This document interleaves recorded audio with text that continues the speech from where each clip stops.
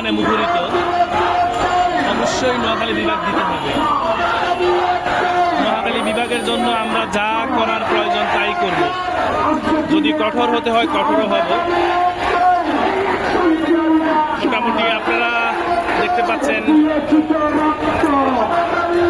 হাজার হাজার বললে ভুল হবে, লক্ষ লক্ষ মানুষ এবং কিছু একটা অংশ প্রধান উপদেষ্টার বাসভবনে স্মারকলিপি দিতে গিয়েছেন নোয়াখালী বিভাগের দাবিতে।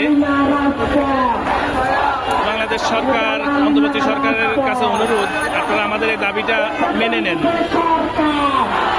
আমরা আসলে কারোর সাথে কারো গোলামি করতে রাজি না। আমরা নিজেরাই স্বতন্ত্র, নিজেরা নিজেদের আদায় অধিকারের জন্য মাঠে নেমেছি এবং এই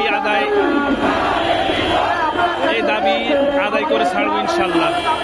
যত সহজে সম্ভব তত সহজে মেনে নেন, হয়তো ঝামেলা করে কোনো লাভ নেই।